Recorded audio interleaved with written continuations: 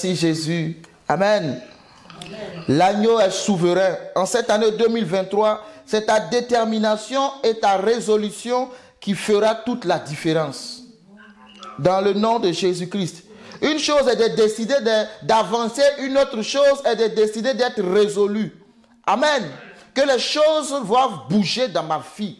Les choses doivent changer. Ce que je lis dans la parole de Dieu doit prendre vie en moi. Ce que je lis dans la parole de Dieu doit prendre forme en moi. En cette année 2023, je ne resterai pas la même personne. Non, la même personne paresseuse, la même personne qui ne bouge pas pour les choses du Seigneur, la même personne qui est nonchalante, qui a du mal à sortir de son lit. Non, en cette année 2023, je serai chaud dans les choses du Seigneur Jésus-Christ.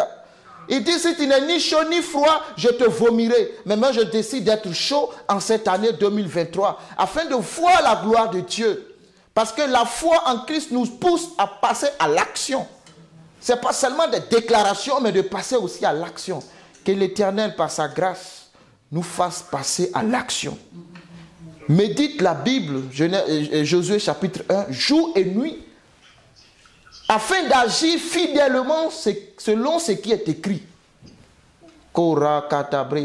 Ça veut dire que quand tu finis de méditer, il faut passer à l'action. Quand tu finis de méditer, que tu as déclaré les paroles prophétiques, il faut passer à l'action. Parce que le succès dépend de l'action. Sans l'action, Jésus est venu dire, je suis venu mourir pour vous. Mais à un moment donné, il fallait qu'il passe à l'action. Il faut aussi passer à l'action cette année 2023. N'écoute pas la parole pour l'écouter et que ce soit la même chose année après année. Année après année, tu notes seulement, tu écris, mais jamais tu ne passes à l'action. Dis Seigneur, cette année 2023, je passe à l'action au nom de Jésus. Ce que tu m'as dit de faire, je le ferai. Ce que tu m'as dit d'accomplir, je le ferai au nom de Jésus.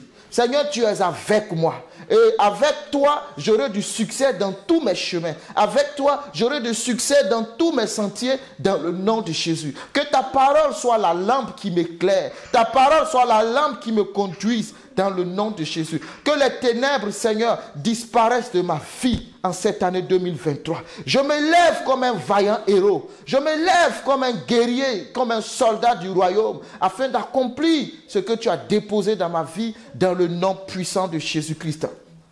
Lève-toi, vaillant héros. C'est ce qu'il a dit à Gédéon. Tu es vaillant héros. Gédéon dit, je suis le plus petit de ma famille. C'est ton problème, Gédéon. Si tu as une perception aussi minime de ta destinée, moi je t'appelle vaillant héros. Lève-toi, vaillant héros. Nous sommes comme des sauterelles. À leurs yeux, nous sommes comme des sauterelles. C'est ton problème si tu as cette vision minable de ta destinée. Mais le Seigneur dit, vaillant héros. Alléluia. Tu es un géant. Il faut que tu arrives à voir tel que Dieu voit. Que tu arrives à percevoir tel que Dieu perçoit. Que tu arrives à rentrer dans la dimension prophétique de ce que Dieu a en réserve pour toi. Tu es vaillant héros. Il y a un héros qui sommeille en toi. Mais si tu ne te lèves pas, si tu ne décides pas d'être éclairé, tu pourras partir de cette terre sans toutefois voir cette gloire que le Seigneur Jésus a prévue pour toi. Mais je le verrai tel qu'il est. D'ici cette année, je le verrai tel qu'il est. Je passerai à un autre palier. Je le verrai tel qu'il est. Je le verrai tel qu'il est. Dans le nom de Jésus. Merci Seigneur. Alléluia. Amen. Amen. Que Dieu te bénisse.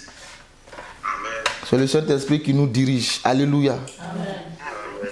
Ne mets pas le Saint-Esprit dans un bol. Ne l'enferme pas. Laisse-le s'épanouir dans ta vie en cette saison. Quand tu prévois faire les choses qu'il dit, je veux faire les choses autrement, laisse-le faire.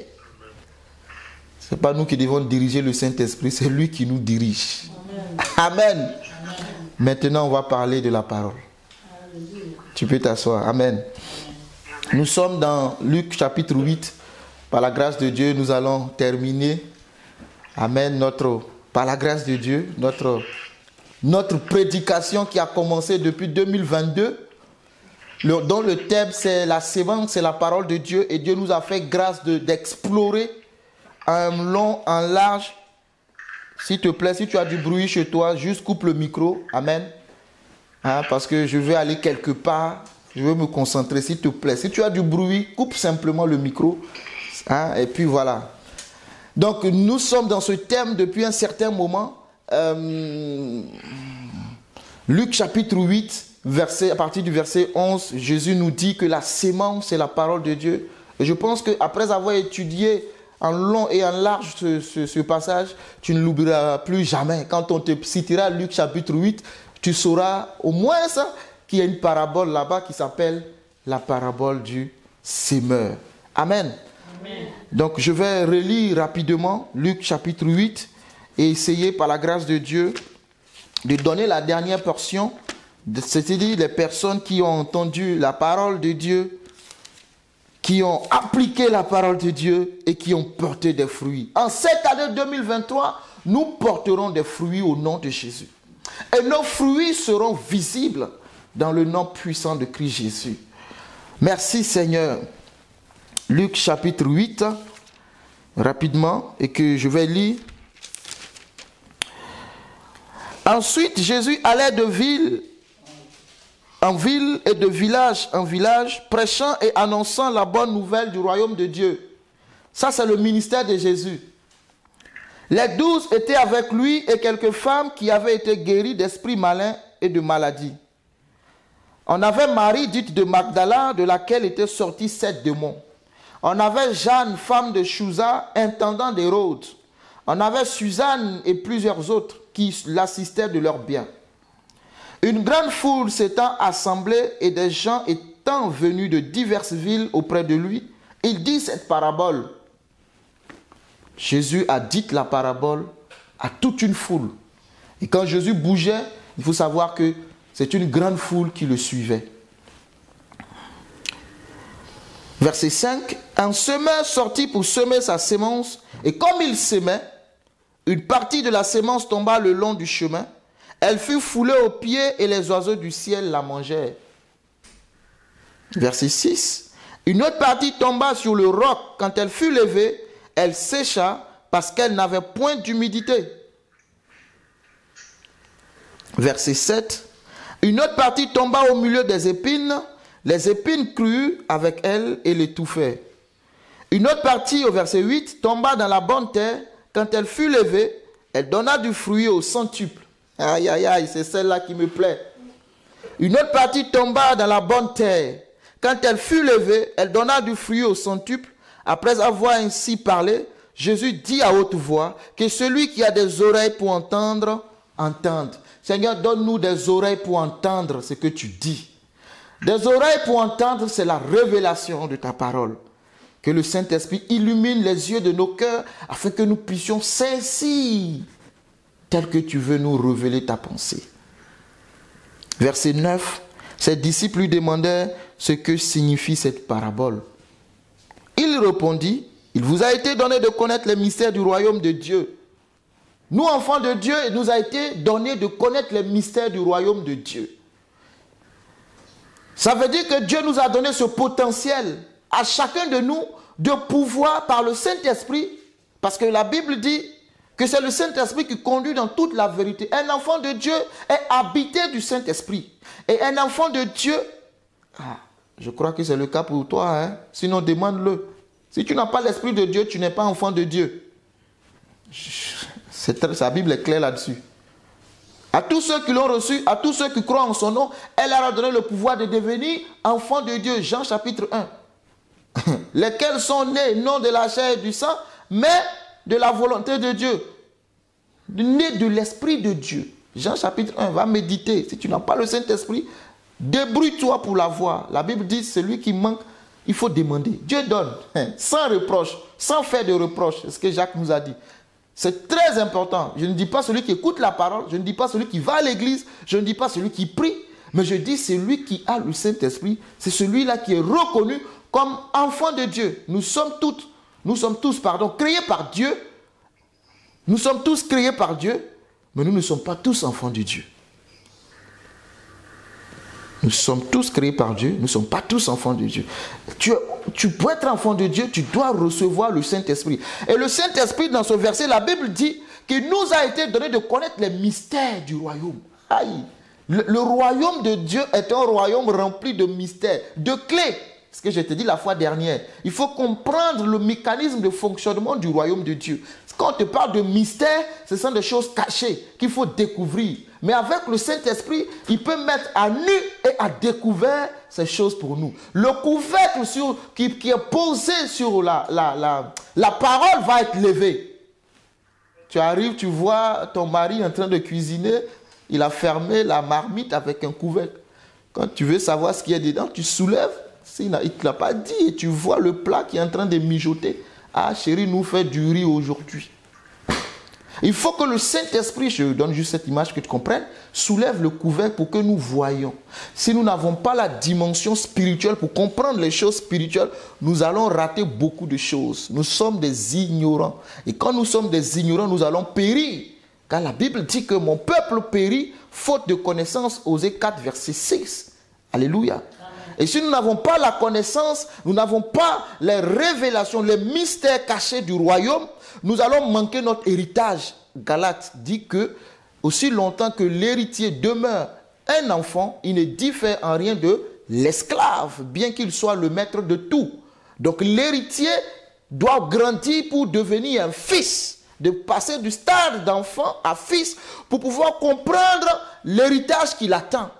Parce que aussi longtemps que tu es enfant, il te faut un gestionnaire, un intendant qui est ton oncle qui gère tes biens. Mais à ta majorité, là où tu es capable de gérer toi-même tes affaires, il faudra que l'oncle te remette le testament pour que tu en jouisses pleinement de tes droits. Et Christ dit que nous sommes héritiers avec lui, co-héritiers avec lui, co-héritiers avec lui. Et le testataire, pour que le testament entre en vigueur, il faut que la mort du testataire soit constatée. Alléluia. Et Christ est mort. Et c'est pour cela qu'il dit que vous êtes bénis de toutes sortes de bénédictions dans les lieux célestes. Nous sommes bénis. Mais si nous sommes ignorants que nous sommes bénis, cela ne fait pas de nous des personnes qui ne sont pas bénies. C'est juste parce que nous ne le savons pas. Amen. Amen. C'est juste parce que nous ne savons pas. Merci Saint-Esprit. Quand vous lisez Genèse chapitre 1, au 6e jour de la création, je repars rapidement en Genèse chapitre 1. Je vais te dire une pensée du Seigneur et on va évoluer. Il est le même. Il est le même. Hier, aujourd'hui. Il est le même éternellement. Il est le même, hier, aujourd'hui. Il est le même éternellement.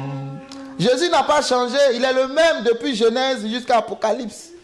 C'est pour cela que je vais te lire Genèse chapitre 1, verset 26.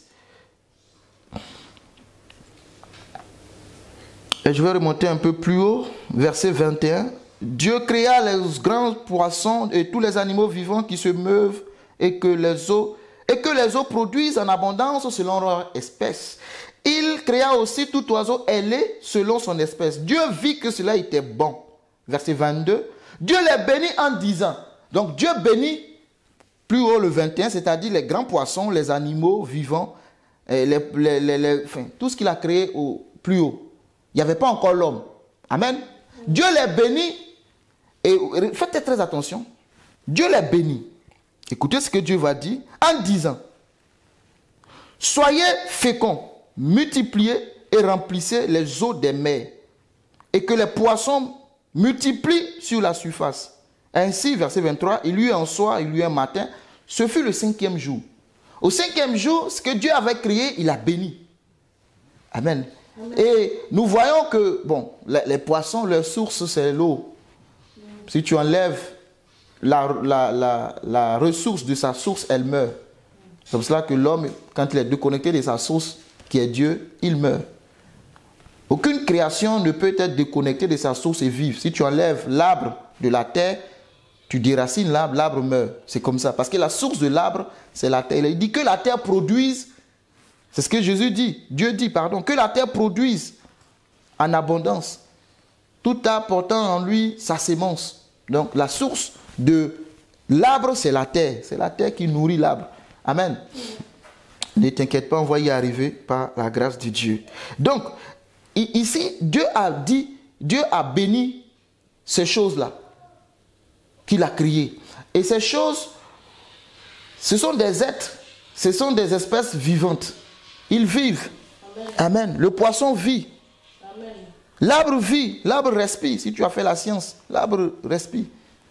Amen. Amen. La photosynthèse, si tu rappelles un peu de tes cours, l'arbre vit, l'arbre respire. La nuit, c'est le gaz carbonique, mais le jour, c'est l'oxygène. Les plantes, c'est comme ça.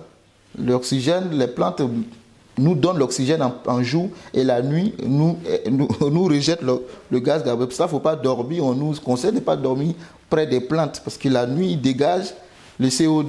Je ne sais pas ce que tu as fait ces cours-là. Hein. C'est important. Amen. C'est Dieu qui donne l'intelligence à l'homme pour comprendre ces choses-là. Et ce que je veux dire, là où je veux attirer ton attention, c'est que, je vais lire la suite, que Dieu dit que la terre produise des animaux, je suis au verset 24, que la terre produise des animaux selon leur espèce, du bétail, des reptiles et des animaux terrestres selon leur espèce, et cela fut ainsi. Dieu fit les animaux de la terre selon leur espèce, le bétail selon son espèce, et tous les reptiles de la terre selon leur espèce. Dieu vit que cela était bon. Verset 26. Puis Dieu dit, faisons l'homme à notre image, selon notre ressemblance, et qu'il domine sur les poissons de la mer, sur les oiseaux du ciel, sur le bétail et sur toute la terre, et sur tous les reptiles qui rampent sur la terre. Verset 27. Dieu créa l'homme à son image, il le créa à l'image de Dieu. Il créa l'homme et la femme. Il nous a créé à son image. Il a mis en nous son empreinte. C'est ce que ça veut dire. Nous avons l'empreinte de Dieu. De Genèse 1, Genèse 2, c'est la volonté parfaite de Dieu.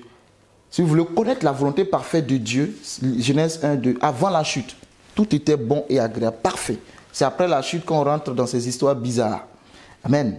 Mais verset 28, il dit, Dieu les bénit et Dieu leur dit. Quelqu'un comprend? Dieu les bénit et Dieu leur dit. Quand j'ai lu plus haut, Dieu a béni les arbres, les poissons, mais il ne leur a pas dit. Je ne sais pas si vous saisissez. Dieu a béni les espèces plus haut, mais il ne leur a pas dit. Et je peux relire pour toi. Amen. Peut-être que tu n'as pas capté. Dieu les bénit en disant. Dieu a béni les poissons. Il regarde les poissons, il dit les poissons, multipliez-vous. Mais il ne parle pas aux poissons. Il impose. Vous avez vu un poisson prier, jeûner pour avoir des choses? Vous avez vu un poisson? Non. Parce que Dieu a imposé ce règne-là aux poissons. Il a imposé ce règne-là aux arbres. Il dit multipliez, remplissez. Vous n'avez pas le choix en fait. Tant que vous êtes dans les eaux, ma parole, ça parce que le poisson n'a pas le langage pour comprendre. Mais quand il arrive au niveau de l'homme, faites attention. Quand méditez la Bible, ne lisez pas la Bible, méditez. Ne courez pas dans la Bible. Restez, scrutez les Écritures. Les mystères du royaume. C'est pour cela que le Saint-Esprit, c'est une parenthèse, je n'ai pas prévu dans mon développement, mais m'a fait une ouverture pour que je te fasse comprendre quelque chose. Pas des mystères du royaume. Tout est dans Genèse. Tout ce que tu cherches se trouve en Genèse. Amen. Amen. Quand il parle à l'homme, quand il s'adresse, il veut bénir l'homme. Regardez ce qu'il dit. Dieu les bénit et Dieu leur dit. Ça veut dire que Dieu a dit des choses sur l'homme et Dieu veut que l'homme comprenne que j'ai dit des choses sur toi. Amen. C'est très important. Et Dieu n'impose pas ça à l'homme. Non, il n'a pas créé l'homme comme un robot. C'est le poisson qui est robot, qui se reproduit, qui les arbres. Tant que les conditions sont réunies, il faut que se reproduit. Mais non. Mais au niveau des hommes, Dieu les bénit et Dieu leur dit. Donc Dieu s'adresse à l'homme C'est pas ça? Je dis au pasteur Edmond, je m'adresse à lui. Qu'est-ce que je lui dis? Je lui dis, sois fécond. J'envoie la parole dans sa direction. Sois fécond. Multiplie, assujettis, domine, règne. Donc Dieu est en train de parler à l'homme. La parole tombe. La parole tombe dans les oreilles de l'homme. Afin qu'en entendant, qu'il comprenne. Mais vous, qui ne comprennent pas, pardon, mais vous, il vous a été donné de comprendre les mystères du royaume. Alléluia. Donc un enfant de Dieu, je vais fermer la parenthèse et continuer, n'a pas besoin qu'on lui dise qu'il est béni par quelqu'un avant de savoir qu'il est béni. Parce que Dieu, dès le commencement, a dit que tu es béni. Amen. Tu n'as pas besoin que moi je te dise que tu es béni. Non. Dieu m'a dit que je suis béni, que je suis fécond, que je dois me multiplier. Je dois, tout ce que je fais. La multiplication, ce n'est pas faire beaucoup d'enfants seulement. Ah non. La multiplication, c'est dans tout ce que je fais, doit se multiplier. Je dois assujettir. Je dois dominer. Je dois régner. Et l'empreinte, la parenthèse est un peu longue, hein? L'empreinte que Dieu a mise en moi, voit Dieu comme un roi. Et Dieu veut régner sur la terre, il fait de moi un roi aussi. Et il me transfère son pouvoir pour que je règne sur la terre à sa place. Voici le plan original, sinon originel de Dieu. Amen. Vous comprenez quand en Apocalypse, il dit que nous sommes un royaume de sacrificateurs. Nous sommes des rois. Que Christ est le roi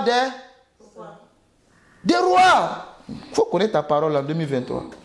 Amen. Christ est le roi des rois. Parce que le grand roi a transféré, a délégué, a donné son pouvoir à des rois pour régner sur la terre depuis Genèse. Je te dis que tout se trouve dans Genèse. Il faut juste faire attention. Pour qu'il règne, pour qu'il domine, pour qu'il assujettisse. En fait, l'homme a été investi. J'ai parlé de ça une fois, non? On investit le président pour qu'il ait plein pouvoir. L'homme a été investi depuis Genèse pour avoir plein pouvoir sur la terre. Alléluia. C'est ça la domination. Maintenant, l'homme doit dominer sur tout ce qu'il a créé précédemment. Et au 6e jour, quand il crée l'homme, il dit que c'est très bon. Quand il dit c'est très bon, j'ai toujours compris que le très bon, c'était seulement pour l'homme. Mais c'est une erreur. Ce n'est pas que seulement pour l'homme. Le très bon, c'est pour tout ce qu'il a créé. Parce que la Bible dit, il vit que tout ce qu'il a fait, je peux te le lire, était très bon. Verset 31, Dieu vit tout ce qu'il avait fait et voici, cela était très bon. Il vit tout ce qu'il a fait, tout. Ça veut dire depuis le premier jour jusqu'au dernier jour, que c'était très bon. Amen. Ainsi, il lui en soir, il lui en matin, ce fut le 6e jour. Donc, quand Dieu a réuni tout, ce qu'il a... Dieu, c'est un architecte. Quand il a mis tout ensemble, et là, l'homme n'était pas encore formé. C'était encore la parole. Dieu, c'était un architecte. Un architecte qui s'assoit, il conçoit le plan. Avant de bâtir, il dessine. Il dit le nombre de pièces, la fondation, les métaux qu'il faut utiliser, le ciment qu'il faut utiliser, si c'est R+3, à quel niveau la fondation, le type de fer pour soutenir la fondation. Tu vois, l'architecte sort tout ça. Et à partir de là, il y a un devis qui est établi et on vient te dire, madame, on veut construire ta maison, ça va faire 1 million d'euros. Tu es capable? La Bible dit un homme sage avant de bâtir s'assoit d'abord pour calculer ça. Donc Dieu s'est assis comme un sage architecte et il a conçu son plan. Et il a vu c'était très bon. Dans l'ensemble, dans toutes ces choses mises ensemble, Dieu a vu c'était très bon. Il dit là le projet est bon, on peut l'exécuter. On passe à la deuxième phase. Et là il va former. Forme l'homme. Alléluia. Vous comprenez? Il forme l'homme. Et l'homme a l'empreinte de Dieu comme un roi sur la terre pour dominer. Merci Seigneur. On retourne dans notre Luc chapitre 8. Amen. J'espère que je ne vous ai pas perdu, hein, ceux qui sont en ligne. Vous avez suivi? Amen. Je ne vous ai pas perdu. Merci Seigneur. Donc il dit ici, il vous a été donné de comprendre les mystères du royaume. Comment? C'est par le Saint-Esprit. Aie une intimité avec lui cette année pour qu'il puisse t'aider. Je continue ma lecture. Verset 11. Voici ce que signifie cette parabole. Il est midi. Seigneur, ta grâce. La sémence, c'est la parole de Dieu. Ceux qui sont le long du chemin, ce sont ceux qui entendent. Puis le diable vient et enlève de leur cœur la parabole de peur qu'ils ne croient et soient sauvés. La foi vient de ce qu'on entend vient de la parole de Dieu. Ça, on l'a expliqué vraiment. Je ne vais pas revenir là-dessus. J'ai les vidéos, pour ceux qui sont intéressés, c'est en ligne. Si vous avez raté les épisodes précédents. Verset 13, ceux qui sont sur le roc, ce sont ceux qui, lorsqu'ils entendent la parole, la reçoivent avec joie, mais ils n'ont point de racine. Ils croient pour un temps et ils succombent au moment de la tentation. La persévérance dans les choses de Dieu. La foi nécessite la persévérance. Verset 14, ce qui est tombé, le troisième groupe, parmi les épis, ce sont ceux qui, ayant entendu la parole, s'en vont et la laissent étouffer par les soucis, les richesses, les plaisirs de la vie et ne portent point de fruits qui viennent à maturité. Il est venu à l'église, on a prié pour lui, on a jeûné pour lui, Dieu l'a béni, il a eu un gros marché de 1 milliard d'euros, il nous a dit au revoir, la vie est belle dehors, je m'en vais aux Maldives, faire ma vie, bye bye. Il est parti. Il a pris un yacht, un jet privé, là ça coule. Vous avez rencontré des hommes comme ça qui sont venus à l'église parce qu'ils avaient besoin de quelque chose.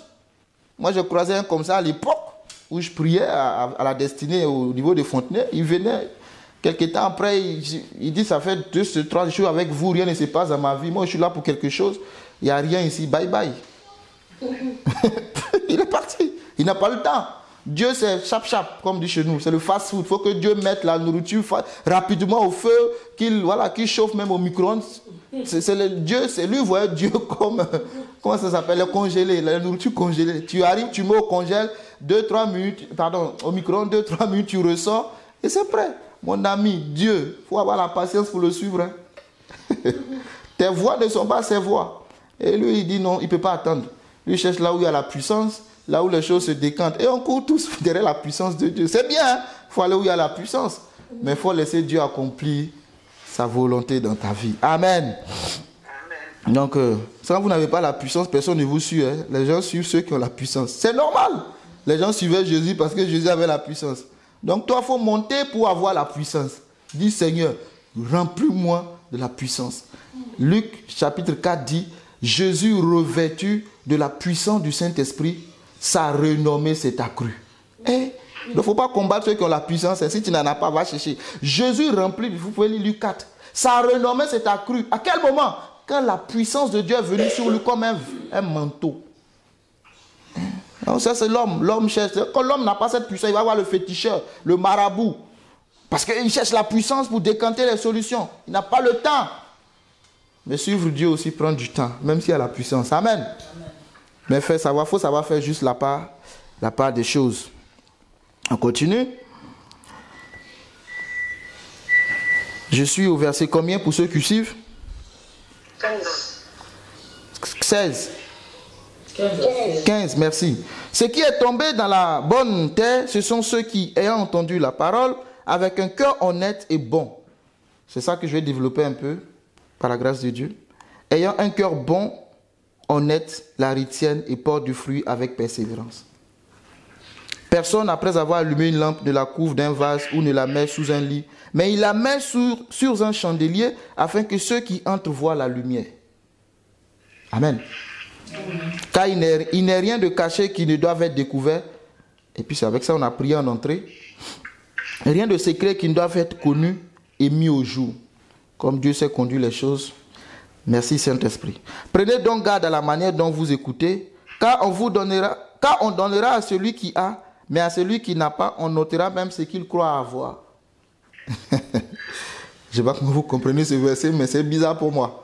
Ce qu'il croit avoir. Il n'a pas, mais il croit avoir. Il a la foi. Amen. Bon. Ce qui est tombé dans la bonne terre, c'est quoi la bonne terre? Amen. Parce qu'il faut comprendre. On va faire un peu pour comprendre. C'est quoi la bonne terre? Donc ça c'est SVT, science de la vie et de la terre. Tu as grillé les coups. Répondez-moi qui vous avez grillé le coup. Vous n'êtes pas sorti de la classe pour aller, le professeur vous envoie dans la cour, au jardin pour vous montrer la bonne terre. Parce qu'en ville, tu ne cultives pas. Donc il t'a dit, là c'est une bonne terre. Par sa composition, par sa structure. Hein? C'est cette terre-là, tu peux s'aimer parce qu'elle regorge de ci, de ci, de ci. Et ta semence va pousser. Tu n'as pas fait ça à l'école? La Bible, là, c'est l'école. C'est l'enseignement, c'est l'école. C'est quoi la bonne terre? En tout cas, moi, je me rappelle en 4e. Ça, je ne vais pas oublier. Même si j'ai oublié le coup, le professeur a fait son coup. Amen. Nous montre la terre. C'est quoi une bonne terre? Parce que c'est ça. C'est qui est tombé dans la bonne terre. Donc, il faut s'assurer que ce soit une bonne terre. C'est le point de départ. Si tu mets ta sémence là où ce n'est pas la bonne terre, tu ne vas rien récolter, mon ami. La bonne terre, c'est le cœur brisé.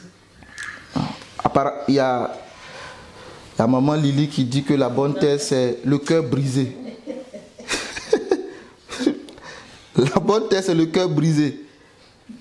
Je vous pose la question. Hein. La bonne terre, c'est quoi?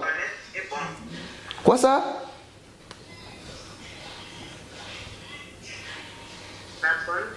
C'est Tata Loulou qui parle. Oui, dis-nous, la bonne terre, c'est quoi? Non, laisse que. Je parle de la vraie vie. Pardon. Oui, je comprends ce que vous dites. Mais je parle de la vraie vie. Quand je vais au champ pour travailler la terre, c'est quoi la bonne terre? Oui. C'est quoi? Qui est riche en sels minéraux. Il y a des éléments qui sortent. C'est riche en sels minéraux. Il faut que la terre soit riche en quelque chose. C'est ça la bonne terre, en sels minéraux. L'humus. L'engrais. Hein? Tu te lèves très tôt le matin, tu prends le sac d'engrais pour aller mettre au pied de palmier avant de venir prendre le petit déjeuner. Qui a connu ça? Personne d'entre vous. Vous êtes né avec la cuillère en or. Que Dieu vous bénisse. Ah, tonton Charles dit il a connu ça. Ah, oui. Hein, tonton Charles, je n'ai pas entendu. La cuillère en bois. La cuillère est en bois. Ah, que Dieu te donne une cuillère en or. La cuillère en bois va vite se casser. Amen. Non, Seigneur, nous ne voulons pas de cuillère en bois, pardon. On veut des cuillères en or. La bonne terre contient l'humus. La bonne terre, c'est l'engrais, c'est les sels minéraux. Et quand tu regardes la structure de la bonne terre, tu sais que là, comment ceux qui mesurent la terre, j'ai oublié leur métier, ils savent que là, si tu mets quelque chose, même pour construire une maison, ils s'en vont étudier le sol, pour voir si on peut mettre ici une fondation. Si... Géologie en 4e. Allez. Géologie, merci. Amen, ça c'est l'étude du sol. Pour savoir que la terre est bonne. De tout ce que nous apprenons dans la vie, vous savez, je comprends pourquoi Dieu aime les bergers. Quand vous lisez la Bible, il aime les bergers qui utilisent des bergers. Il utilise les gens qui connaissent les choses de la terre. Parce qu'ils comprennent mieux sa pensée. Quand tu écoutes David, tu sais qu'il a été vraiment un berger. Et c'est quand David dit, l'Éternel est mon berger, il comprend le sens. Parce que lui, il était un berger derrière des vrais moutons, des vrais brebis. Donc quand il dit, l'Éternel est mon berger, il sait ce qu'il dit. Il ne le dit pas juste comme ça. Mais quand toi tu dis, l'Éternel est mon berger, tu ne sais pas ce qui est un berger au fait. Tu ne sais pas la fonction d'un berger. Qu'est-ce qu'il fait concrètement? Tu ne le sais pas. Amen. Donc, la force de la phrase que tu dis n'est pas la même avec quand David le dit. Lui, il a la révélation de ce qu'il dit. L'Éternel est mon berger. Je ne manquerai de rien. Parce que David a vu que ses brebis ne manquaient de rien. Et lui, il était un homme derrière les brebis. Il prenait soin des brebis. Donc quand il dit, l'Éternel est mon berger, il est en train de dire que si j'ai été un bon berger pour des brebis, alors l'homme que je suis, j'ai été bon. Il y a un écho, s'il vous plaît. Dieu Tout-Puissant qui est avec moi, il est mon berger. Je ne manquerai de...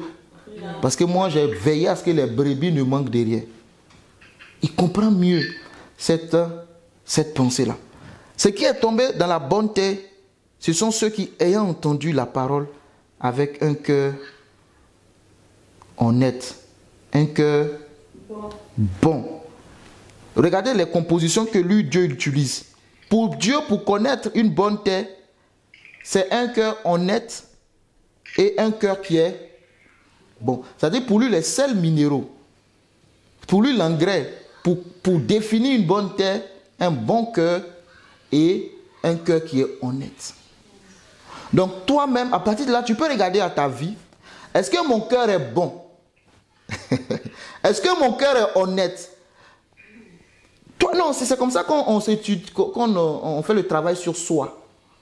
C'est vrai, David dit, sonde-moi et vois si je ne suis pas sur le bon chemin. Il n'a pas dit sonde mon voisin, mais moi-même, Seigneur. Donc, la Bible dit aussi que personne ne connaît le cœur de l'homme si ce n'est... Tu as peur de dire. Si ce n'est Dieu. Donc, moi-même, pour me connaître, pour connaître mon cœur, je dois me référer à qui? C'est à Dieu. Parce que c'est Dieu qui m'a créé. Il connaît mieux mon cœur. Et David dit, sonde-moi, toi qui as créé mon cœur, sonde-moi. Et vois mon cœur. Si je ne suis pas sur le bon chemin, ça veut dire que si mon cœur est malhonnête, c'est ça. Si mon cœur est malhonnête, si mon cœur n'est pas bon, j'ai un cœur méchant, s'il te plaît Dieu, ramène-moi sur la bonne terre, c'est-à-dire un cœur honnête, un cœur bon. Si tu te juges toi-même, personne ne va te juger. Il faut apprendre, il faut te juger toi-même.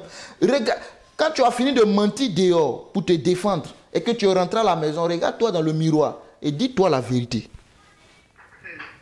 Moi, il a ça. Dehors, c'était un mensonge. Mais Seigneur, toi-même, tu sais, le cœur n'est pas bon.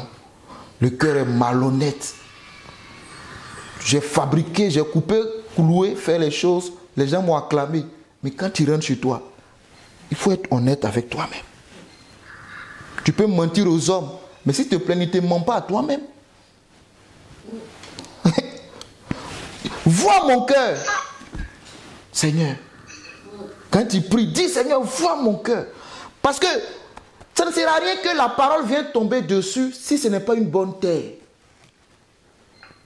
Amen. Ça ne sert. Moi, on est dans le Nouveau Testament. Hein. On n'est pas dans la loi. Hein? On est dans le Nouveau Testament. Oh non, on est sous la grâce, et on ne comprend rien de la grâce. On mélange tout, on avance. Amen. On est dans le Nouveau Testament. Oh, est-ce que l'homme peut avoir un bon cœur? Est-ce que David dit, sonde-moi mon cœur. Sonde-moi mon cœur. Voici mon cœur est honnête. Tu es honnête au travail. Tu es honnête avec tes patrons. Tu es honnête avec tes enfants. Tu es honnête avec ton époux. Est-ce que tu es honnête? En fait, l'honnêteté que tu as n'est pas fonction de ce que les gens font. Hey, aide-nous Seigneur. Quand je ne suis pas honnête parce que Véronique est honnête. Je ne suis pas honnête parce que Pasteur Edmond est honnête. Je ne suis pas honnête parce que Justine est honnête. Je suis honnête vis-à-vis de mon Dieu. Si tu ne comprends pas ça, tu vas dire, mais on dirait que moi je suis idiot, moi je suis bête, on me prend comme bonbon, moi j'aime faire du bien, moi j'aime être honnête. Toi tu es là, tu es honnête. Hein, comme au bureau, c'était quand là? C'était vendredi. On parlait des commandes à un moment avec les collègues, de commandes Amazon. Et il y a un qui a dit que oui, il commande. Oh, aide-nous avec l'écho s'il vous plaît. Coupe ton micro s'il te plaît. Faut pas, hein? Ne coupe pas mon inspiration. Donc il disait que comment dire ça, les commandes, lui il a commandé un écran d'ordinateur et il fait croire à Amazon que c'est pas bon, donc il retourne un autre écran. Au lieu d'envoyer, et tellement qu'il n'est pas sage, il envoie un écran qui n'a même pas la bonne dimension. Et Amazon lui dit, mon ami, c'est parce que nous t'avons vendu. Déjà, envoie au moins l'écran qui a la bonne dimension. Ou bien, même si tu l'envoies l'écran qui a la bonne dimension, il faut savoir que Amazon n'est pas bête aussi. Hein. Il travaille par numéro de série. Et chaque appareil a un numéro de série unique. C'est comme l'ADN.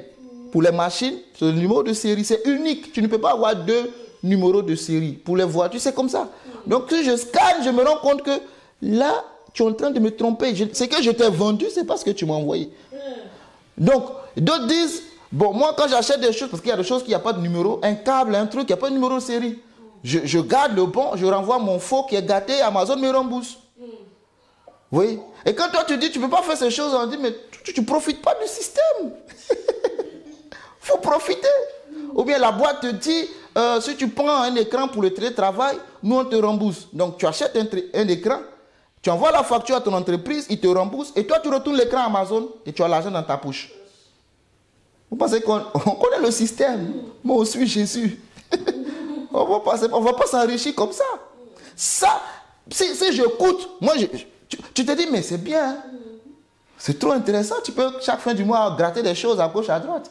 Mais, est-ce que je dois vivre en fonction de ceux qui sont en face de moi?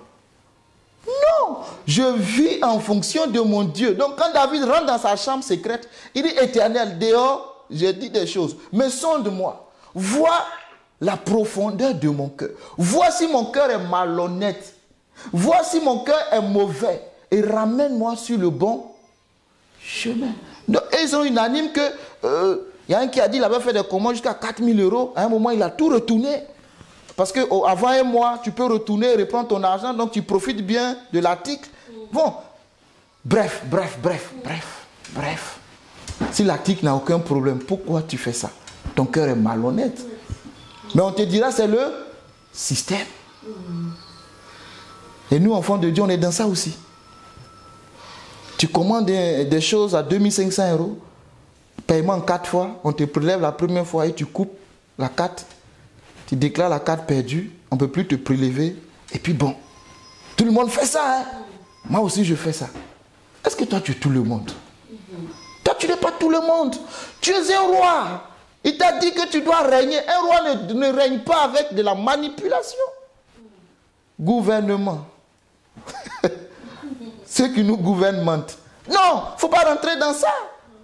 Toi, dans ton royaume, c'est l'honnêteté, c'est un bon cœur. Vous êtes du monde, vous êtes dans ce monde, mais vous n'êtes pas du monde. C'est Jésus lui-même qui l'a dit, Jean 17, quand il fait la prière sacerdotale.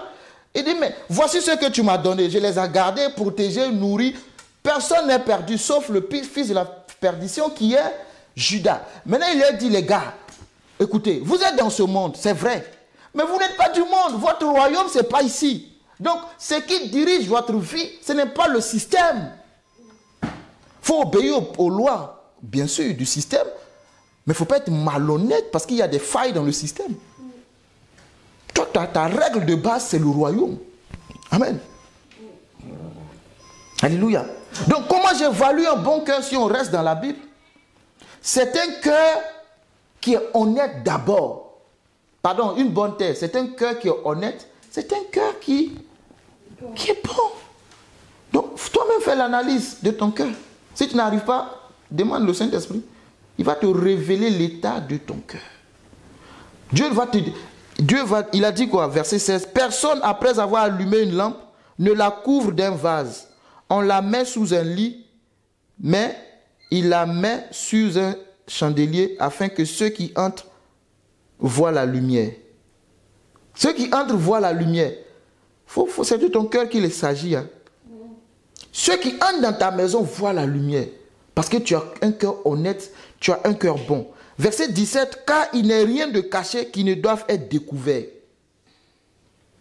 Rien de secret qui ne doive être connu et mis au jour. Même si tu as bricolé dans le secret, il y a un jour où ça va être révélé. Il y a un monsieur, j'ai écouté ça hier, sur les réseaux sociaux, aux États-Unis, il a menti sur toute sa ligne, toute sa vie, pour devenir, je crois, sénateur, ou... c'est ça, non? Sénateur. Il a menti sur les études, il a menti sur les entreprises qu'il a travaillé là, il a menti, même menti sur sa maman, que sa maman est morte dans la crash des 2 tours jumelles aux États-Unis en 2001, non? Hein? Il a menti, et encore il vient mentir que sa maman est décédée en 2016. Ta maman est morte 2 fois. Lui-même encore sur ses réseaux sociaux. Oui. Il a menti sur toute la ligne et il est monté au sommet. Mais on est dans le monde du numérique. Hein. Tout ce que tu fais, tu laisses une trace. Il a été rattrapé. Les gens, ils ont scruté sa vie. Ils ont découvert que c'était un vrai menteur. La Bible dit qu'il n'y a rien de caché qui ne soit découvert. Aussi qu'il a monté.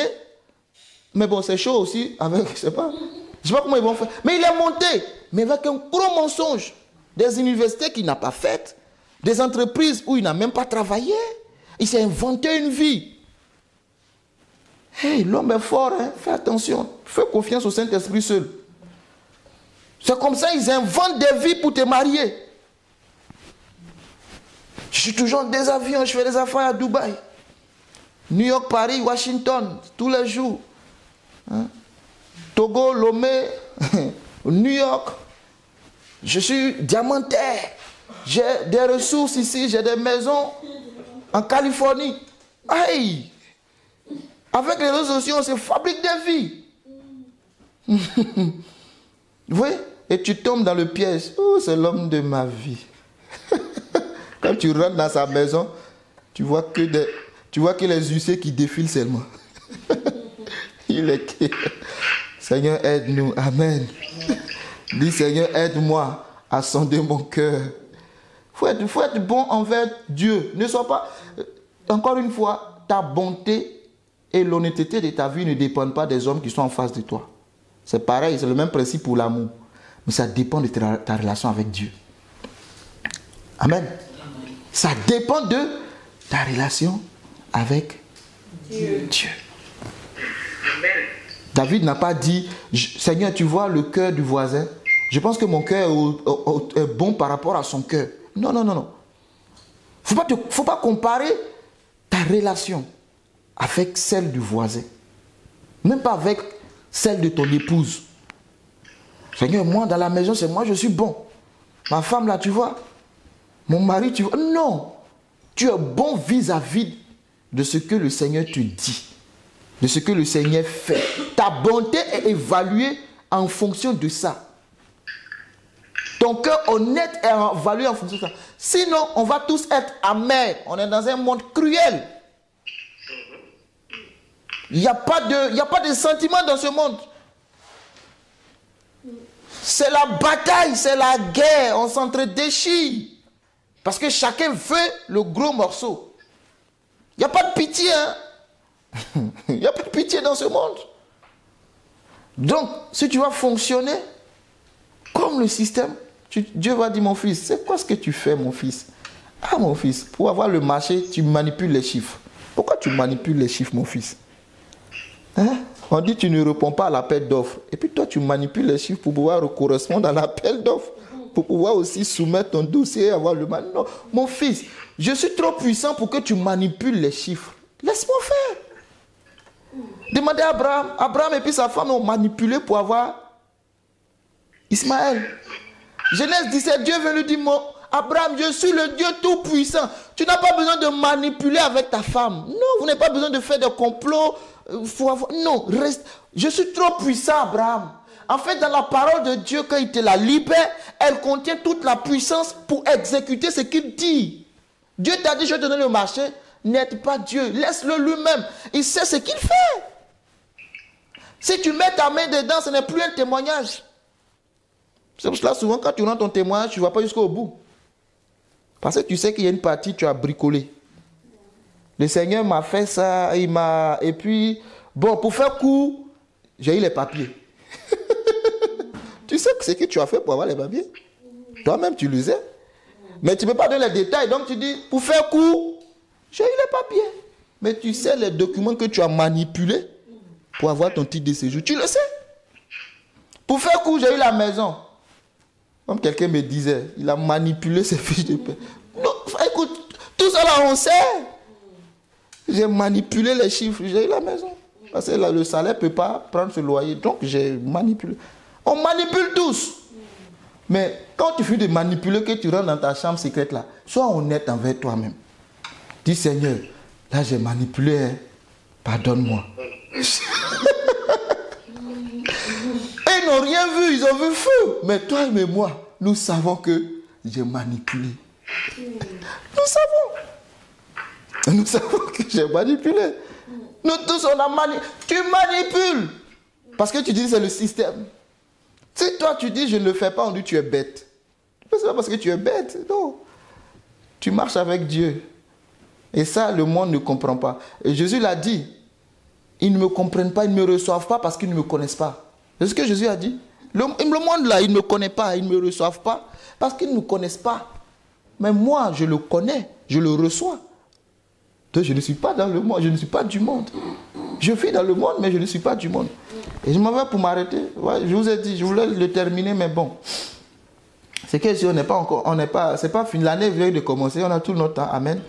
Amen. Oui, on a tout notre temps, par la grâce de Dieu. On va l'achever. Donc, la bonne terre, c'est ton cœur. Si tu as tout oublié, je conclue pour toi, je résume pour toi. Tu es un roi. Dieu te l'a dit depuis Genèse. Ce n'est pas une prophétie qui va venir te dire que tu es béni. Non.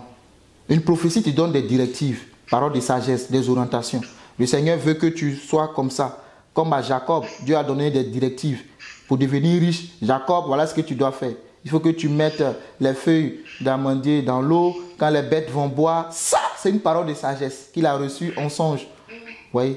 Mais Jacob était déjà béni quand il quittait sa maison. La maison de son père. Il était déjà béni. Tu n'as pas besoin que prophète, homme de Dieu. Dieu dit quoi? Est-ce que je suis béni? Mon ami, tu es béni. Tu veux qu'ils disent quoi? Tu es béni. Maintenant, Seigneur, montre-moi les codes, les mystères cachés. Il faut que tu saches que dans ton ADN, tu as l'empreinte de Dieu. Tu as les... comment on appelle ça? Les insignes de la royauté. Merci Seigneur. Tu as les insignes. Tu as la richesse en toi. Tu as la gloire, tu as l'honneur, tu as la force. Apocalypse 12, quand vous le lisez, non? Verset 5, si je ne me trompe pas de passage. À lui soit la gloire, louange, honneur, force, puissance, sagesse, ainsi de suite. C'est ce que Dieu a mis en toi, c'est l'empreinte qu'il a mis en toi. Dieu les bénit et Dieu leur dit. Il n'a pas seulement béni, mais leur a dit que vous êtes bénis et voici la bénédiction. Donc n'oublie jamais ça. Chaque matin, tu te regardes dans la glace, Dieu leur bénit. Dieu a béni Charles. Et Dieu a dit à Charles, tu es fécond. Dieu a dit à Charles, tu es prospère. Dieu a dit à Charles, multiplie-toi. Dieu a dit à Charles, étends tes limites. Voilà ce que tu te dis chaque matin. Ça, dehors, on ne te le dira pas. Dehors, on te dira que tu es incapable. On te dira que tu es idiot. On te dira que le poste n'est pas pour toi. On te dira que cette voiture, tu ne peux pas la rouler parce que c'est pas... Vous êtes dans un carré. Comment un jeune noir peut rouler une Tesla? C'est pas possible. Pourquoi lui va rouler une Tesla? Les Tesla ne sont pas faits pour les jeunes noirs. Mais Dieu m'a dit de dominer sur toute la terre. Donc tout ce qui existe sur la terre me concerne. Alléluia. C'est ce que Dieu m'a dit. Dehors, on va te traiter de tout ce que tu sais. Tu le sais déjà, on te le dit à longueur de journée. Dans les médias, on va te traiter pour te dire, voici ta valeur. Tu ne vaux rien. Rien de bon ne sortira de toi. Mais Dieu m'a dit que je suis prospère. Dieu m'a dit que je suis fécond. Alléluia. Le médecin va te dire, tu ne pourras pas procréer. Tu dis, oui, merci médecin. C'est la réalité. Mais la vérité, Dieu m'a dit que je suis fécond. Cette année, rentre dans cette dynamique de la foi.